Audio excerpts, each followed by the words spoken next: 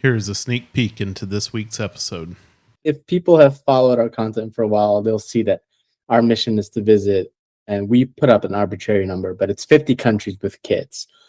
And so since Charlotte till now, we've been to 30.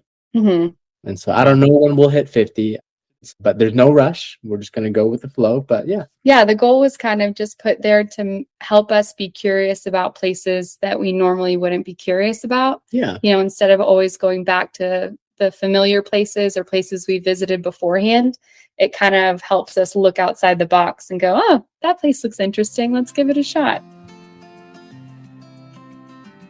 I'm Scott. And I'm Melissa. And we are the Sunshine Travelers.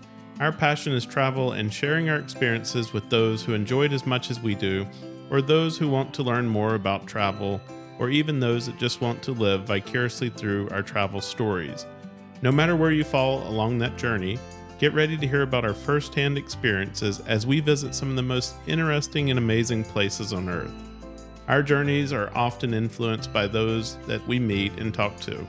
We love hearing stories of far-off adventures that others have taken, and we often use those to dream of new places to add to our bucket list. That is how we met today's guests, Colin and Meg. We enjoy hearing the stories of their journeys around the world with their two small children. Join along as we learn how they travel to some amazing and interesting places all over the globe. Today, we have the pleasure of speaking with Colin and Meg from Did You Pack Snacks Family Travel Podcast. Welcome, guys. Hey, we're here. We didn't pack snacks. We just ate dinner. So we're good. Our blood sugars are good. Yeah. Excellent. Well, we're going to talk about that. Yes, we're going to talk about snacks in just a second. Yes. So I originally found you guys through Instagram and started following you. And then when you launched your podcast, I was like super interested. I was like, oh, cool. Another, travel podcast, but just with a different spin, travel podcasting family, but love the title.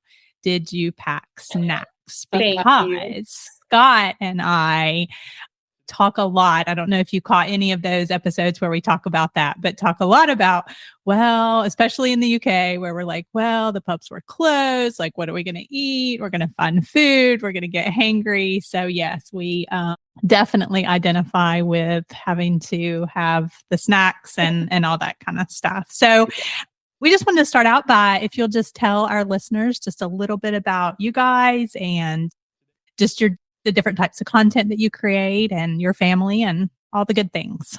Yeah, well, my name's Meg, and we have two daughters right now. They're 4 and 6, and we've been traveling with them since our oldest was 9 months old. The world shut down for a little bit there, so there was a pause. We had a second child. And then we had a second kid, and there was another pause. Yeah. But I think travel has always been important to us. And then when we brought, the girls came into our world, it was just kind of something that we naturally wanted to share with them too.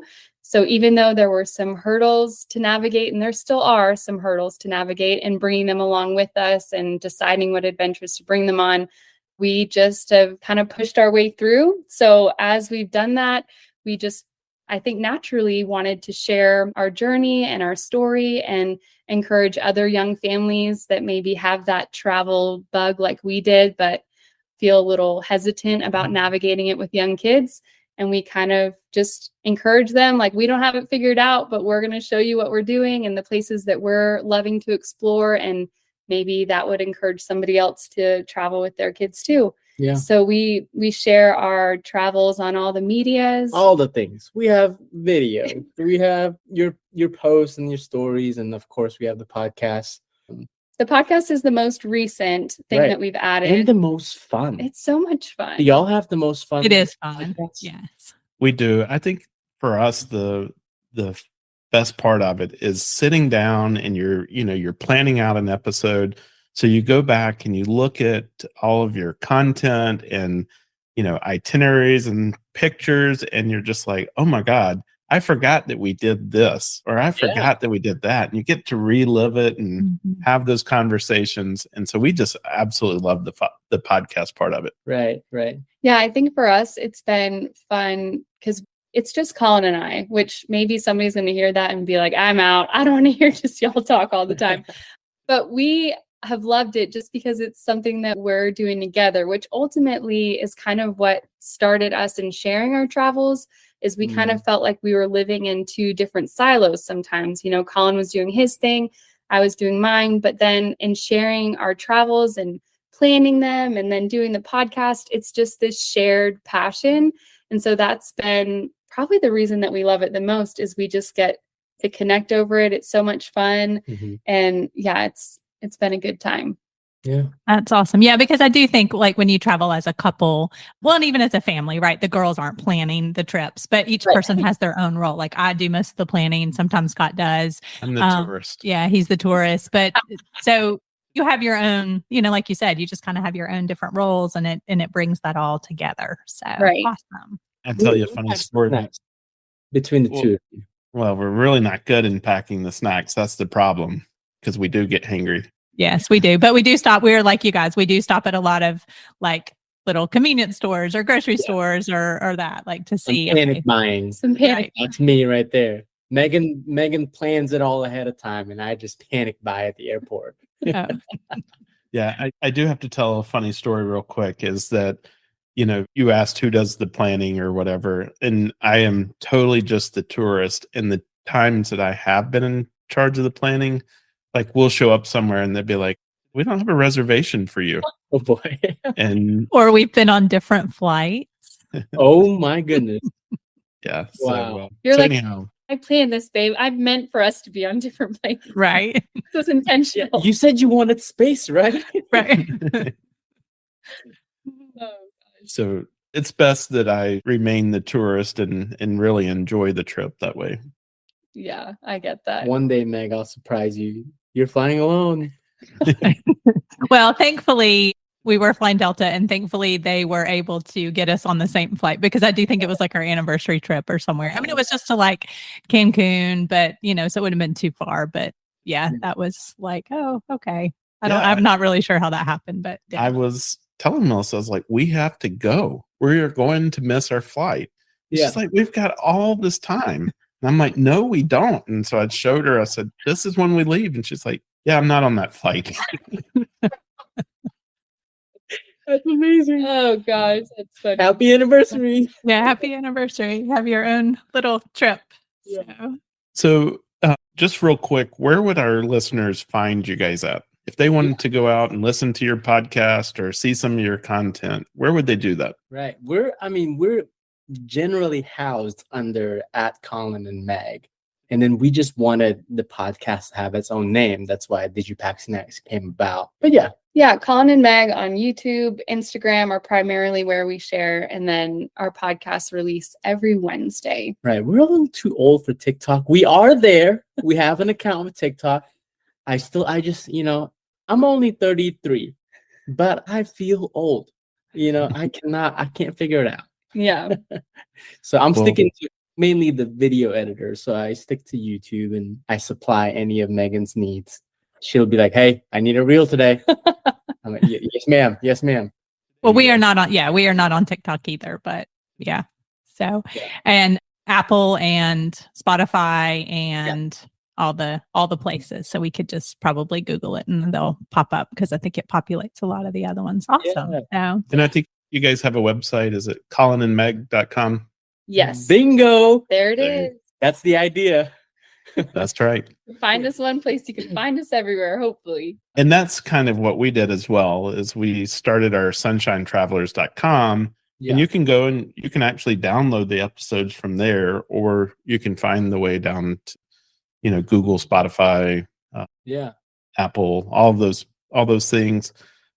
And then of course our content on Instagram, Facebook, all that stuff points back to it as well. So guys, most of our travel content, we talk about traveling as a couple. And then we do have a few episodes where we've talked to some other guests and things like that. So our travel experience is a little bit different than you guys, because you travel with your two young girls. So have you always traveled with kids, or is that something you started as a family, or how that transitioned into traveling alone and then as a family? And talk to us a little bit about that. Yeah. We Colin was born and raised in Malaysia. So his Oh, you'll do me and I'll talk about you. okay. So he came to the States by himself to do school. And so I would say that you traveled a lot as a kid, but more just within Malaysia, right? Not even. Really? Yeah, because we were like, my parents were always, my dad was a pastor, my mom was a teacher. So we didn't really have like a lot of vacation time, so to speak. So we traveled a lot, a lot of long road trips, but it wasn't until I went to college in the US. And during those solo flights back and forth the planet, I was like, man, it's so fun. I get to have a layover in China. Like, this is so cool. I'm layovering in Tokyo. Wow, this is so fun. And I think that's where it all began for me. Yeah. And then I grew up a military kid. And so we bounced around all the time. And then when I became like a young adult, I got connected with somebody that lived in India. And that kind of started, that was my first like big international excursion aside from my dad traveling, as a military kid in Europe.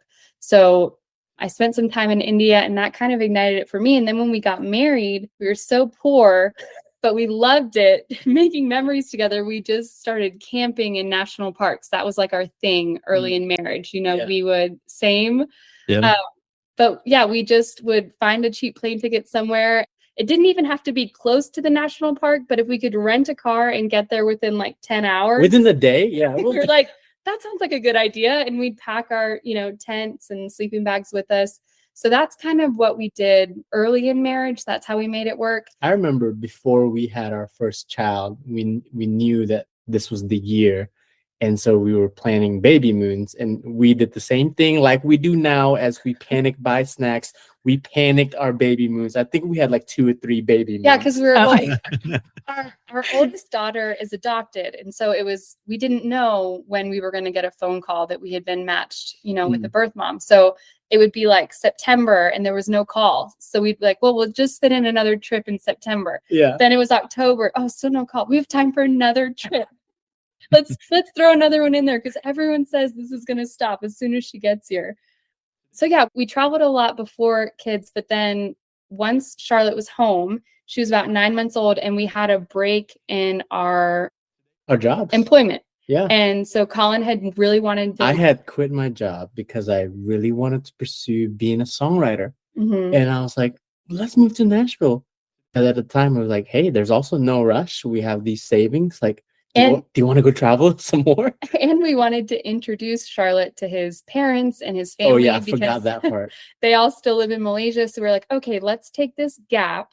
And originally it was like, let's just take her to Malaysia. And then it turned into like going to 7 countries and that just kind of spiraled since then. So her first international trip was at 9 months old, and we just kind of got the bug and have been trying to make it happen ever since. Yeah. And so if people have followed our content for a while, they'll see that our mission is to visit, and we put up an arbitrary number, but it's 50 countries with kids. And so since Charlotte till now, we've been to 30. Mm-hmm.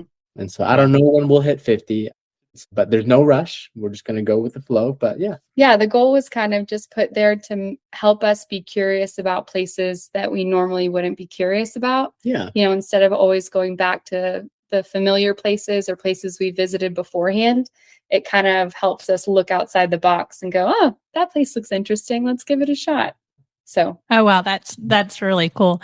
And that really inspired, like listening to you guys talk about that on some of your content. Scott and I were like, oh, we've never actually counted. So he is way ahead of me just because we traveled for work, and he has been to Asia and stuff like that. So I think we figured out last night, we went and counted. He's at 29 and I'm at 20. So we've got but we have had the goal for several years now to do a new country every year. So hopefully we're gonna speed up that process. Especially, this year we'll actually get quite a few, but we'll speed up that process. And even in the middle of the pandemic, we had done Portugal, and then we went to Belize, and we were actually able to still stick to that, believe it or not. So that was actually pretty cool. So we timed it just so it was like beginning, at the end, all the things. So that's really awesome. That's such a great experience and such a great goal for the girls too, just to be able to do that, and for you guys to prioritize that. And one of my first travel goals was actually to visit all 7 continents. So before we truly had a bucket travel list, I had said, hey, I want to try to go to all 7 continents. And Melissa's sister, she's an avid traveler. I think she's probably around 50 or something countries. But I was like, can we get there before Stephanie? And it's tough because she only has one more. she only has one more. But we have a plan to go to that one that she hasn't. We'll talk about that in just a minute. Woo, I'm excited. Okay. So what are some of the favorite places that you guys have visited? Yeah. Megan, I'll let you take this one. Yeah, I think it's definitely, coming through the lens of having kids with us, it definitely changes. I think it's going to evolve over time, like our experience of places. Yeah. Right now, for instance, like in saying that, cities are fun, but not the best, because after you're eating and then you go to a playground, maybe a museum, there's a lot less that's going to interest a kid, or at least our kids. They're really active. They love to run. So we're kind of drawn in this season of our life, though we love cities and all the ones that people love, we're very much drawn to places that have a lot of outdoor options to explore. So one of the first places that came to mind was when we spent time in Melbourne, Australia. And that's a city. That's what I was going to say. Really? Megan. But I loved it because it was a city. It was familiar. I felt comfortable if Colin was working, taking the girls out by myself because I was able to read road signs. I could talk to somebody if I needed to. But then you have like the Great Ocean Road and just these beautiful opportunities for road trips. Or we took a trip to Tasmania and did a road trip there. And we just really love going to beautiful places and letting our kids enjoy them by just being kids. And so that is primarily happening in wide open spaces. And so I would say Melbourne was one of my favorite recent experiences that we had. Yeah. What would you say, Colin? As you were talking about that, yes, I agree. Like, we're in that season of get the kids in the car. We're going to go on a road trip, because I just love that. Like, we can stop anywhere. If they need to get a snack, if they need to go to the bathroom, like, we have the ability to help them.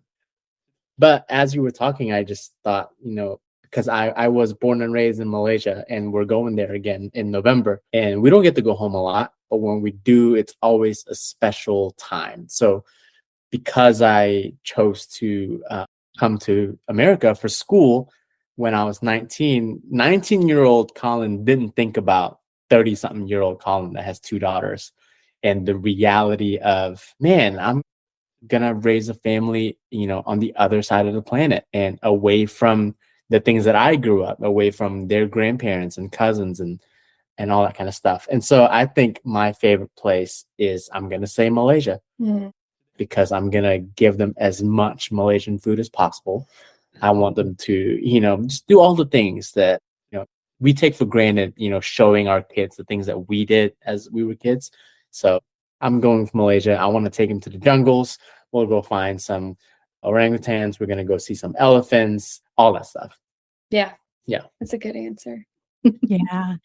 How do you navigate eating and food and things with them? Are they pretty adventurous eaters, or because you have traveled so much, or how do you navigate that traveling with kids? We do our best. I would say we have one that is, but I don't think it's because of us. I think she's the older one. She's almost 7. I think it's just kind of a developmental thing. She became more curious about foods. And then at home, Colin shares a lot of his favorite foods with our girls. So like, for instance, they don't eat cereal for breakfast since they were like 3. They just started this week, though. Okay, yeah, they've been introduced to it. But since they were like 3, they're going to eat a hot breakfast. They're going to eat noodles. They're going to eat dumplings. They're going to eat, like, it's just, a hot, soupy, noodly dish. So our oldest has just grown up eating very savory things, not even because we travel, just because that's what her dad eats at home. When we started kindergarten, I was like, now what do I do? I can't make dumplings for her. All the other kids are going to make fun of her or something. Yeah. But then our youngest is less adventurous. She's about to be 5, and she's just a little bit more hesitant about new things. Yeah. But what we tell other families that are nervous about it is, we've been to a lot of places. Yeah. And you can always find the staples. Almost everywhere has French fries. Everywhere has rice. Everywhere has some form of chicken, whether it's a nugget or grilled. Every culture has good bread. Good bread and lots of fruit. And so though, she eats all of those basic little kid foods. And so we just have honestly been able to navigate kids eating just by sticking to some basics. Yeah. Yeah. And she eats a lot of rice in Asia. Like she does not try much food there, but if they have white rice, she's content. So we just call that a win. Well, yeah, every restaurant will have white rice. If you see us in the food court, we'll be, getting food from the Asian stall. Yeah. So yeah, it's a win for us. It's a win. Probably us too. So we had Asian food last night because we love it. I'm sorry, we had Indian food last night because we just love that too. So, and I'm guessing you pack the snacks or find a place with the snacks too, right? To fill in the gaps. Oh yeah. We we definitely have our initial trip snacks that we fill for the airplane every time. And then as we're traveling in general, we're just always picking things up. And so, that happened because initially we'd get in these situations where we're on a flight and you assume that they have certain foods and then they don't. And then you're just kind of stuck up there in the air until you land. And it's really hard to explain that there's nothing to eat to like a 4 or 5-year-old. So we kind of learned the hard way early on. Yeah. And then now, and honestly, our kids, the funny thing about naming the podcast is like, they just ask us all day long. Like probably any parent listening knows all day long. Can I have a snack? Can I have a snack? Do you have a snack? And so whether we're traveling or not, I feel like it's just a part of our life that we've always got something in our back pocket to throw back at them. And now that even like how you guys resonated with that, I realized that it's not just for our kids because we need it as much as they do. That's true. In order to get through checking in, security, airports and everything, like we have to maintain and be pros about checking our blood sugars. Well, and you guys were saying like how when you get in a situation where the pubs are closed and you're like, what do I do? And I have to find like a convenience store. We felt that on our recent trip. We were in the Faroe Islands, which is a little bit more remote, and there were maybe 2 restaurants per town, and most of the time they weren't open or they had weird schedules. So it was like, even if you were in a town that had a restaurant, more than one time that restaurant wasn't open. They were not updating. And so it was just a little bit tricky to even find a place to catch a meal. And so that made us really rely on stopping at a grocery store, even if we weren't hungry, and loading up. Because this is all fear-based. Well, because it sounds like, it's a very essential part of travel, especially with kids. And so, it's a part of our rhythm for sure. No, we totally understand. It's essential. Like you said, I think it's essential for adults too, so that you're just not like killing each other when you don't take the third exit of the roundabout and all the things when you're on the road trip. Yeah. Megan actually said to me one time, like, let's have a rule, Colin. Like when we feel like we're about to argue, like, let's just stop. Let's go sit down. Let's get some coffee. Let's get a croissant. Like, let's just and then we'll revisit. Right. Obviously in a roundabout. Isn't that one of the awesome things about international travel is all the places where you can just stop and get a great cup of coffee? Yeah, that's true. We miss that here. We come back home and we're like, if we could just go get a good cup of coffee somewhere. The train stations even, we were laughing about that in Italy. You get some of the best coffee you've ever had at a train station. Right. So love it.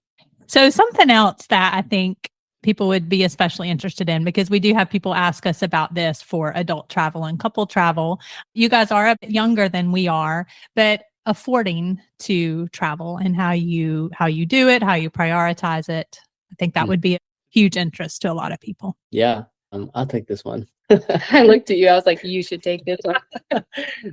I think what I tell people that don't travel as often and ask us how we can afford things is my answer is always, well, what do you like to spend your money on? Because I have friends that would spend their money on a boat and go fishing every day, and that's just as much as my plane tickets are, and so wherever your values are, that's where you're going to spend money at. And so I have no problem saving up and spending our money on travel, because we don't spend money on other things necessarily, right? Like this is also our hobby as much as it is our mini side hustle. And so, but I think, I began my foray into the world of points and miles early on when we got married. And I think when we got married, I signed up for my first credit card that didn't even have annual fees, didn't have any points or miles attached to it. But someone said, Colin, you need to build your credit. I said, okay, I guess I'm married. I have to grow up now. And then a few months later, they send me an envelope and a letter that says, congratulations, you are eligible to get an upgrade to this other credit card. And back then it was the Capital One Venture card. And I said, oh, wow. So when you're responsible, they'll actually give you credit and you can earn points and miles. And back then, I was just a beginner. We did all the things like I would exchange them for gift cards. I would get cash back, all that kind of stuff. But the more and more, I guess, as our family grew, I begin to like, how can I stretch these points and miles? I'm hearing all these myths and stories about all that. And so I think over the years, I've been a student now for maybe 8 or 9 years. And I wouldn't say that I'm an expert at it. There are certain videos or blogs that I read and I go, yeah, I'm not counting the value of each cent per mile, but I will say that, if you just learn a bit by bit every single day. I subscribe to newsletters. People read the news. I read news about the airline industry and all that kind of stuff, and I'm sure you guys do too. So I know all the latest about, okay, which card has a sign-up bonus or what's the best way to use these miles. And so it's been really fun. Like, we're now to a point where our upcoming Asia trip, we're going for almost a month. And more than half of those, we have to stay in hotels, and all those hotels are paid for. And I just am a school kid giggling every time I redeem miles. But yeah, there's a lot of ways to find cheap flights. And so now I'm trying to get into how do I get free hotel stays. Yeah, because I would say the other addition to that is points and miles. Mm-hmm. And then because we homeschool our kids and Colin can work remotely, we have the luxury that we can travel in off season. And so a lot of times those flight deals that come in, Colin will shout at me at least once a day, if not more, when a flight deal hits his email. And, it used to be Scott's Cheap Flights. They have a free service and a premium service for anyone listening that wants to hop on. I'm the guy at lunch going, 300 Germany. So you had so y'all had a reel, and I was like, I think I probably like shared it to Scott. I'm like, this is so like, because I would just like walk by his office and say the same thing. I said it today. Flights to Barcelona are like $400 or something. Exactly. Yes, I saw it from Atlanta. But that is like a huge gift because, if there's a place that we haven't been, or, maybe we have 5-10 places that we're kind of like, hey, when the right number hits, that's like a no-brainer, like book the flight, we're ready. So the luxury of being able to travel in off season gives us the ability to book more inexpensive flights than somebody who's restricted to traveling in summer, when typically airfare kind of skyrockets for that season. So I would say it's kind of a combination of all these little things that we do that make it more affordable for us to bring our girls and to make it happen. And I would also say, like, our style of traveling is not luxury. It's not luxury. And I want it to be luxury. I mean, yeah, that's true. Our style is luxury, but our taste is luxury. But it's also seasonal. Like, I get it. We're in a season where we're eating chicken nuggets and fries for the kids, and we're not going to Paris going, man, I really want to go to that Michelin star restaurant. But that'll come maybe later. And I'm okay with that. So, we kind of we're owning our season. And, for us, a win is being able to go have an adventure, have some stories to tell, meet some people, drink some good coffee, eat some good pastries, and we're happy, And the memories that you guys are creating with your family. Yeah. That's irreplaceable. Yeah. Right. Yeah. You can't put a dollar value on that part of it. Yeah. And one of the things Colin says is like that he wants to like never have a shortage of stories to share around the dinner table, like with our girls. And that's so sweet because, as there are some things that they're reminded of because of our videos and photos. So maybe they don't remember the experience firsthand because they were 2 or because they were 4. But because we've captured all of these experiences in video and photos, and they have photo albums of the memories or, the highlights of our adventures, and they recall them all the time. Yeah. And so I think that's been really special, are these like shared moments, that are really unique to, just the four of us. And to hear them remember them on a random day is the best. It's really sweet. That's awesome. I really feel like when you think about your memories and things like that, your most, almost said poignant. Yeah. You had that the other day in your episode. Your most memorable memories are from your travels. I really think that, like something from home, special occasions and things like that. But most of your memories actually come from your travels. Well, a couple of questions real quick, because we've got some things that we did want to cover with you. In one of your recent episodes, or at least one of the episodes I was listening to, you were talking about, I think you had asked your listeners about where should you travel, and then you guys had your own list of kind of the top places to travel, and a couple of those absolutely hit with me. So one of them is, Meg, I think you had mentioned a cruise to Antarctica. Yeah. Are you guys about to do that? So I don't know if you listened to the episode where we interviewed a friend of ours who actually has done that cruise. I did. Or not. So go check it out. Okay. But it has, then the second part is a safari. Colin, you talked about the safari part. And we had started down the path of, should we do a safari or Antarctica first? So that's my question to you guys. Would you do the safari first, or would you go to Antarctica? My answer is easy. What's your answer? I'm choosing the safari because I get so nauseous on boats.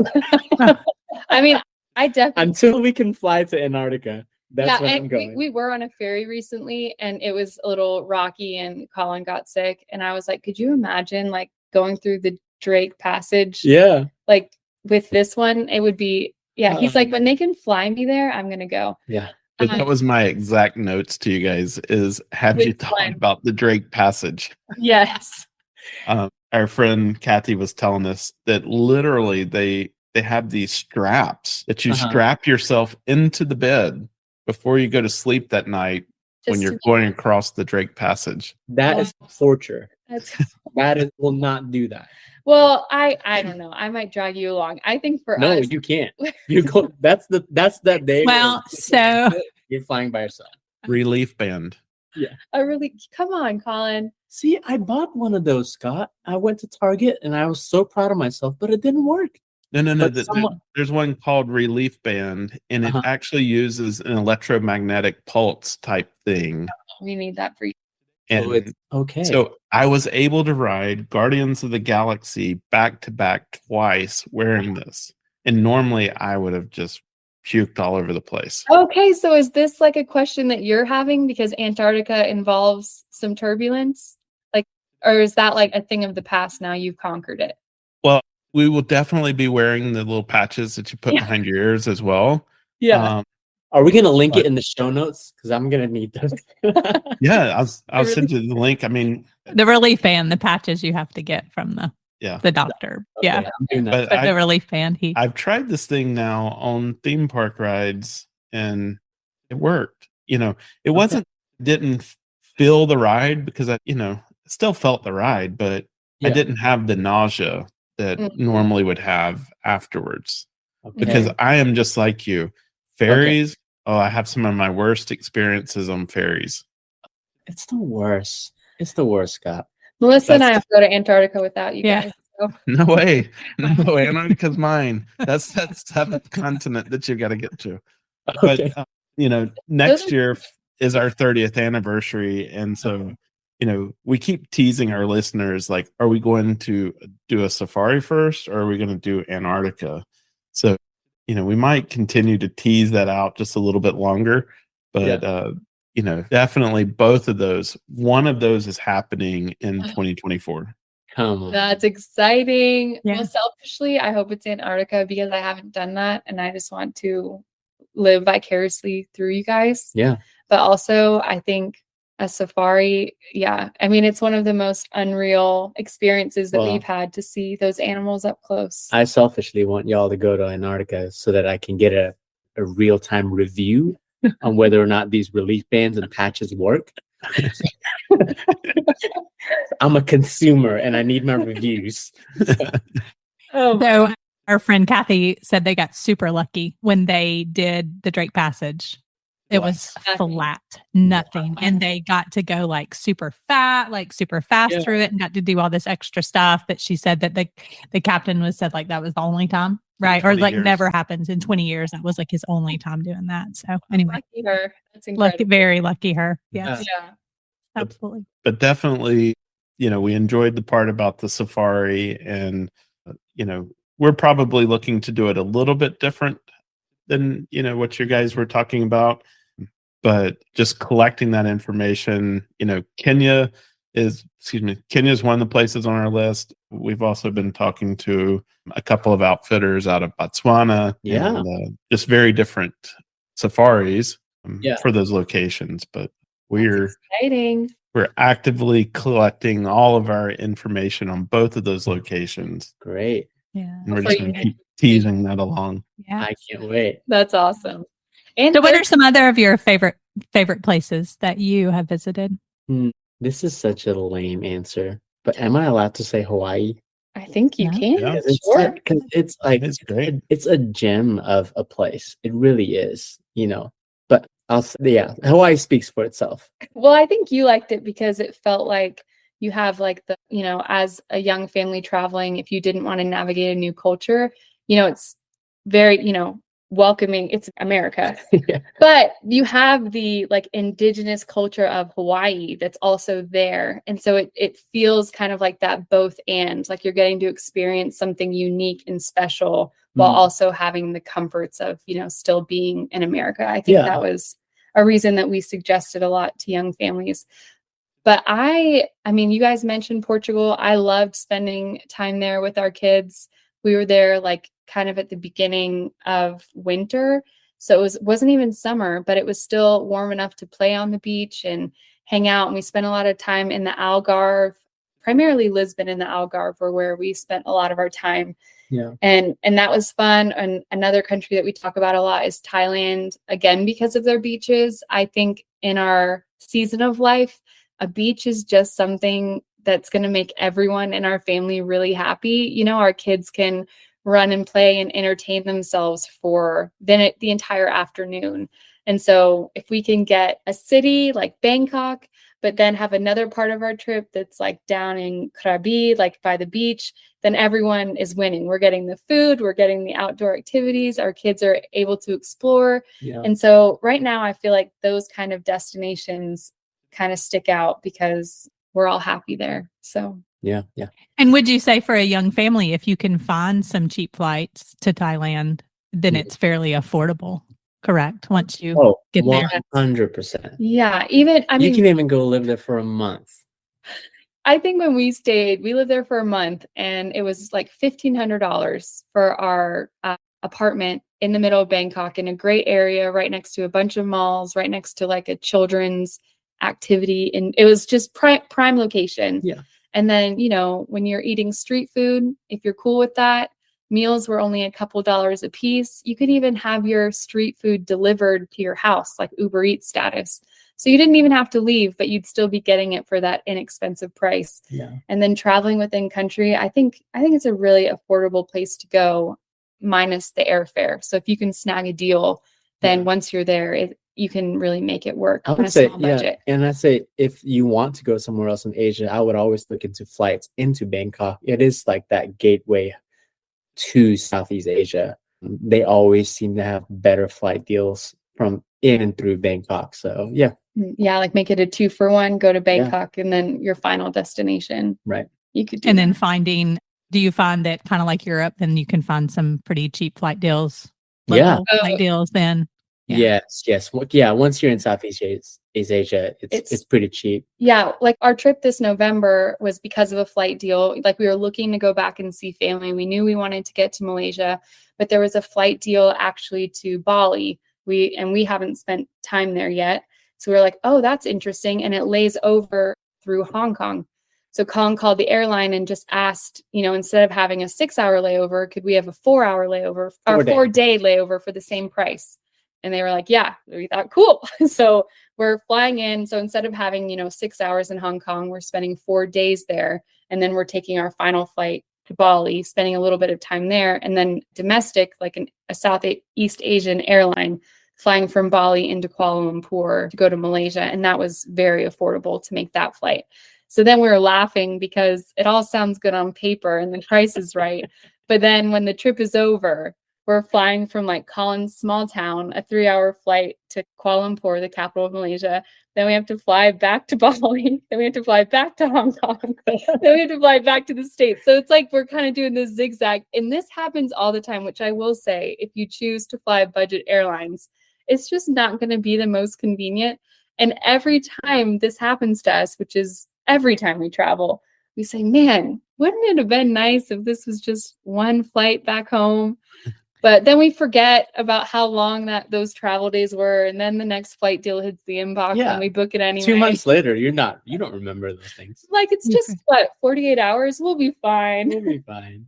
You forget. But I mean, that's a great point for people so you mentioned, if you don't see how to make it work online, then calling the airline and then just asking, right, to see if you can make it work. That's a great tip, I think. Yeah, I think the layover, I know that they do it a lot when you're flying to a European city, that Reykjavik, Iceland, a lot of times flights from the East Coast at least will lay over in Iceland and then continue on to the UK or to Europe somewhere. And Reykjavik's like, we will be your layover. And I know that there are a lot of airlines that will gladly extend your layover in Reykjavik to be a few days. Yeah. And I think so Dubai's like that, right? It's even mandatory that you lay over in Dubai. right. That's one we'd love to visit. I would love to visit that part of the world. Yes. Yeah. I have a lot of thoughts about that part of the world that I would love to go there. Yeah. Yeah. Well, I think we could probably go on all night long with you guys. But we do have a couple of questions. These are things that we ask all of our guests, and just kind of rapid fire. Let's hit you with some of those. Okay. I think you might have answered this first one, but your most favorite place that you've ever visited with kids. So because yours is with kids, let's talk about it with kids. Okay. Yeah, I'm going to mix it up. I know I said Australia the first time, but why not give some more options out there? Because Australia is really far away. I also loved exploring Banff National Park in Alberta, Canada with our kids, because it was easy, accessible. The beautiful places were within walking distance. It's not like you had to hike 10 miles. So I felt like that was a great place to explore with our kids too. Yeah. And that one is on our list for Really? sure. Yeah. It's on the list. So good to know. And I know you're talking about Malaysia, but I think you guys have another trip between now and Malaysia, right? Well, we did. We did. Are you referring to our New England trip? Yeah. I was excited about that one because it's something we talk a lot about. Scott. So this is what happened is we're supposed to go next week. And then typically that's like when peak foliage happens, right? Well, I have a friend that lives like outside of Stowe, Vermont, and nothing has changed yet. Everything's still green. So their season of foliage is like 3 weeks behind schedule. So then we reached out to Vermont Tourism and we were like, hey, can you confirm this, or does this happen fast? Because I'm like, in my experience, it doesn't really happen fast. It's a very gradual process.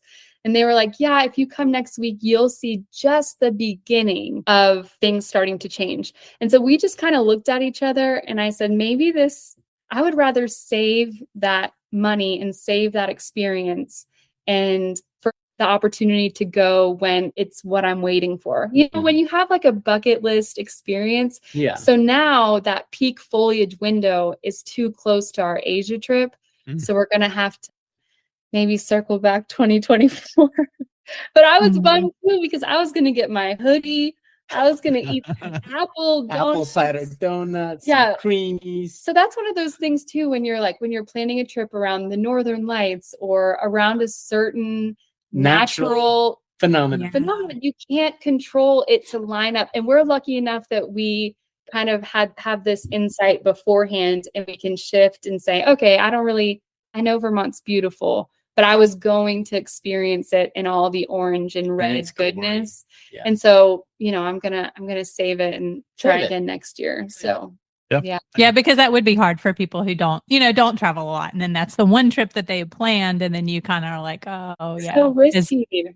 Yeah, because growing up in Atlanta, we would always go to to the mountain, the North Georgia mountains, and you want to Right. see the fall leaves and hit the peak weekend and all that good stuff. But then when you are that place that you dreamed about going and you do get to see the thing, Yeah. you're like, oh, this is so worth it. So I know that waiting when I actually do get to go there, it'll be worth it. So if you're in Vermont listening to this, I'm really jealous that you just get to look out your window. But yeah, we'll have to circle back to that one, I think. That's Yeah, great. so we want to do it fall and winter. So winter's on our list too for Vermont. Oh, Are you guys big skiers? We do enjoy do. skiing. Yes. We do enjoy skiing. So usually we have, in the recent years, we've gone out to Colorado, a couple of places in Colorado to ski. So yeah. So let's circle back for a second. Colin, did you have another answer besides Hawaii? Yes. Traveling with kids? Okay. I'll give a more exotic answer. I'm going to actually go with, I want to say, it's hard. I'm going to say Iceland because I know we've talked about Iceland here and there, but it's just one of those places that it might cost you a lot of money to maybe stay and eat, but it's really cheap to go. And once you're there, it's a giant playground. If you are a nature outdoor lover like I am, you will feel like you are in a giant national park and take the 9 days to just travel around the island, and your kids are going to have so much fun. They're just going to get dirty, play in the rocks, run around the beaches and the mountains and glaciers maybe. yeah, But we do had a all the moment things. where we put them in bathing suits. We were just recently there, and there's this hot springs in the middle of this gorgeous field. Yeah. And the girls are just swimming in hot water. It's cold outside, and they were having the best time ever. And I just thought, man, it's a place that you wouldn't maybe think, oh, that's kid friendly. But because everything's outdoors, it just naturally is really kid friendly, or at least in our opinion, Yeah. it is. Yeah. So. And what would you say to people? Because I actually just recently talked to someone who was because you've talked a lot about road trips. We like to do international road trips, but they're like, oh, I would be afraid to rent a car in another country. So any tips or for somebody who maybe has that? Yeah. I mean, I will say the only way to get over that is to get behind the driver's seat. Yeah. I will say don't go on a motorhome trip. We did that in Scotland, and it was the worst idea we've ever had. You can imagine the tiny roads. It's a little bit stressful to have a really big car on really tiny roads. Yeah. But I would say most of the places that we've gone, driving is very doable. And in the places, for instance, I would say off the top of my head, Guatemala is a place where I wouldn't necessarily feel comfortable driving around everywhere, but it's really affordable to hire a driver in that country. Yeah. But places like Australia or Iceland, I think you got to do your homework and kind of see what people before you have said. And that's the benefit of having YouTube at your disposal, blogs at your disposal, podcasts like this one at your disposal. If you've kind of heard stories about people saying, I did it and it went great, then I think that's full permission that you're going to be okay too. And just kind of, listen and heed the advice of people that have gone before you, and you'll probably make the right decision. But we love the freedom when possible to have our own car so that we can plan our own itinerary. Yeah. Yeah, absolutely. And we just have told people, just make sure you understand what's covered, what's not covered. Do you need the extra insurance, and just make sure that you've got yourself covered. So, yeah. Right. Because has Colin backed into a tree? Yes, he has. Many times. Has he been hit at a gas station? Yes. Many times. But yes, I get coverage. I always rent with, credit cards that have primary coverage. And so, you cover your bases. But yeah, there's nothing like driving in a different country. It's exhilarating. So. Yeah. Yes. So the last question from the rapid fire. What are the top 2 to 3 places that are currently on your bucket list? Yeah. Man, I'm so sorry for all the listeners. Our answers have not been rapid fire. Okay, next on our bucket list. I have been thinking about this question all day, and I'm going to go with China. I think China is this big mystery to me. My mom's Chinese. I'm half Chinese. I've never been there before except for the airports. But I just want to go because I feel like it's such a huge country, and you'll never see, all the beauty in all the different parts of China, but that's one place that's heavy on my heart to go. But you're going to have to FaceTime me or something when you're camping on the Great Wall. Oh, you heard about that? Yes. Maybe Telling when you, they- I know you guys now. Wow, come on, Scott. Yes, I will think about you. FaceTime you said. Yeah, I'll FaceTime you everything. Invite you. You can come if you don't mind hanging out with our kids. Yeah. They can just be like, additions to your grandkid lineup. I was going to say we can be their extra nan and pop. So Yeah. Yeah. absolutely. I would say my answer, if Colin yelled at me from the other room that there is a flight deal to one of these places, I would say book it. I really want to go to Japan. I'd really love to go to New Zealand, and I'd really love to go to Turkey. Those are three very like at the top of my list for the right price. I'm like, take me. So yeah, we'll see what happens. We actually don't have much planned for 2024 yet. It's just a bunch of ideas and hopes and dreams and talking about timelines. Kind of fun, huh? It is kind of fun. Keeping it mysterious even to ourselves. Even to ourselves. So yeah, we don't know where 2024 will take us. And next year is our 10-year anniversary. Yeah, you guys are 30, we're 10. Wow. Yeah. Celebrating. That's awesome though. 10 is That's great. 10 is awesome. Do you usually plan things pretty not too super far in advance, pretty spontaneous? It just depends. Like this, yeah. Yes and no. Yes and no. I mean, Yeah. it is a little unusual that we don't have anything planned for next year yet, which maybe means In the past, you'd be nervous. I'd be a You're a little- 7 on the Enneagram, so you're always thinking what is fun ahead of you. yeah. But yeah, I think we're trying to figure out this year with our oldest being in first grade, we homeschool. She's also part of a co-op. So we're kind of navigating, which maybe can be relatable if you have younger kids listening. We're kind of navigating what is the right amount of time to be home and away. We don't want to pull them away from everything. We want them to have rhythms. We want them to have friends, but we also create content as a part of what we love to do, as a part of our job. So we're just kind of figuring out that rhythm. So I think we were giving ourselves this fall semester to see if it felt like too much. I'll tell you what we're really thinking about doing, though, Yeah. is we really want to go on a very long, extended summer trip. Right. Take advantage of all the school stuff and all the extracurricular activities being off, Yeah. and maybe spend some extended time with family, or I don't know, Or be new bopping places. around. We'll see. I tell you, So, I would That'd recommend. be awesome. We Yeah. would recommend the Greek islands.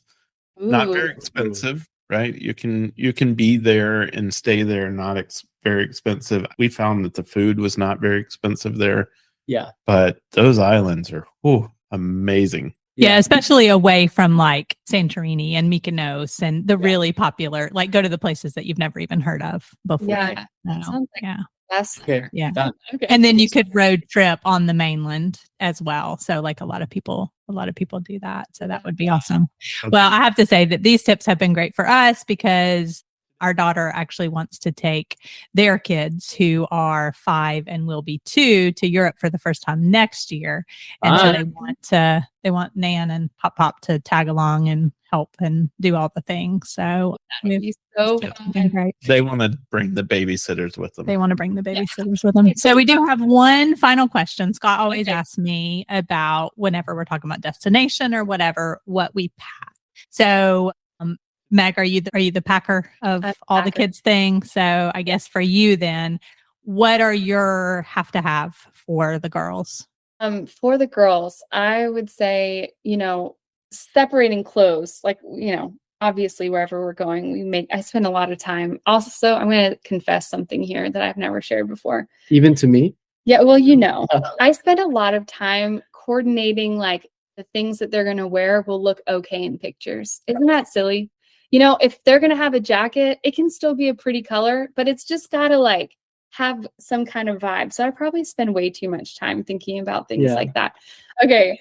So some things that I would always make sure to pack, I would always make sure we let them use tablets on long flights that we load with, games and shows for them to watch. Then we have these things that if you're a young parent, you need to look it up. It's called a Yoto player. It's YOTO. Mm-hmm. And it basically is like an old school Walkman, but for kids. It has stories and songs, and they listen with headphones, and it's only audio. So if you don't want your little ones to be on screens all the time, we do that. We also always, obviously bring snacks for our kids. And honestly, that's it. Because one of the things that we've learned through traveling is we bring the basics, we pack their clothes. But if we don't have what we need, we can get it where we're going. Yeah. And so that has eliminated a lot of stress. You know, our girls, one of them does have some medications that we have to bring. So that's obviously on my list. Yeah. But in general, if you need a rain jacket and you don't have one, you can get one where you're going. Or so that's kind of eliminated some of that stress to overpack, because if the weather turns out not being what we expected, we can get what we need when we're there, because kids live there too. Yeah. And so we kind of just stick to the essentials, mainly to get us through long plane rides. And then once we're at our location, it's kind of like, all right, well, if we forgot it, we can just run to the store and grab it. So that's definitely helped me not overpack, though I still sometimes do. Yeah. And that's also speaking from a family that has already passed the stroller and car seat phase. You know? Yeah, it used to be a lot more Yeah. challenging when we'd have to bring car seats and strollers, and we never traveled with a pack and play, but that definitely adds a whole layer Right. of preparation to make sure that you can get kids in cars and sleep in hotels safely. So yeah, we're just newly out of that season, but we've been there. We know it's tough. Yeah. And so I guess last is, Awesome. what are the top snacks you're going to pack? Oh man. Well, Well, I have my answer, Scott, is I don't buy snacks anymore. And to me, it's the most fun thing when I'm on a plane. I look at that menu and I'm just like, I'm gonna splurge on myself today. If they have a chocolate bar, I'm getting the chocolate bar. Yes, I will take coffee and tea, you know, all that stuff. yeah, I mean, our girls have preferences, but they love all the kids stuff. Granola bars, snacks. I try to throw in some fruit during the day. And then our like kind of hangry at the bottom of my carry-on is I just like to pack beef jerky, because I'm like, when Colin and I, or a protein bar, like those things are for us, that when it's just like that moment and you're like, hey, eat this and then we'll talk. Those are kind of always in my bag too. It's even like we've been doing it so much now that even if it's like a flavor that I don't like, why did you pack the mint chocolate chip protein bar? I will eat it anyways, because I know it's for the good of more than just me. Yeah. It's for the good of the morale. Yeah. Yes. We may have to Awesome. borrow that from you guys. Is we're not going to talk until we eat something. Yes, I think I think that's one thing that we're definitely going to have to adopt in our. Well, and it's a our good reason, like, situation. hey, let's go find a fun snack. Or And then we're going to decide what we're going to do today. the better part of that, since y'all are not traveling with little kids, is we're not talking until we get to the lounge. Yeah. Let's just get to the lounge. Yeah. Oh, yeah. Well, I tell you, I have had a blast. This has been really fun. We appreciate you guys coming on, talking with us. We have so many ideas coming out of here about stuff that we want to do. And I know Melissa's been over there kind of writing notes along the way as well. So Yes, absolutely. And so we will link to you guys where they can find your website and your YouTube channel. Guys, their videos, y'all do a great job. Your videos are absolutely fantastic. I'm going to need some lessons. And then, of course, your podcast as well. So we'll have all those links in the show notes, and we'll link them on our socials as well. Man, guys, I just want to say thank you to you two that you were willing to bring us on to this podcast. Yeah. And, like, we really appreciate it. Coming from two creators that are creating also a podcast in our extra guest room. Yeah. You know, this is special for us to be on here. So thank you guys so much. Yes. it's our pleasure. Yes. And you are we're- welcome to come and bring the girls to our beach anytime. So Okay. as well. We'll come in tomorrow. We'll see you. We'll see you in a couple hours. We'll be here. We will be here. We are going to the beach tomorrow. It's on the list. Man. All right, great. Thank you so much. Bye, y'all. Bye. What a fun interview. I think we could have talked with Colin and Meg for hours. We encourage you to go check out their podcast at Did You Pack Snacks, a family travel podcast. Whether you're thinking about traveling with your children or maybe grandchildren, they have some great ideas to help you dream what is possible. We hope you enjoyed this episode and will find some inspiration to help you with your travel journeys. Please consider going on your favorite podcast platform and leave us a review. The more 5-star reviews we have, the more likely we are to be featured and discovered by others. Make sure to follow or subscribe to our podcast to be notified of new episodes as they are released. You can also find us on Instagram as Sunshine Travelers Podcast. Remember, that's Travelers with 1 L. Most importantly, share it with your friends and help them catch the travel bug. You never know, they may become your greatest travel companion.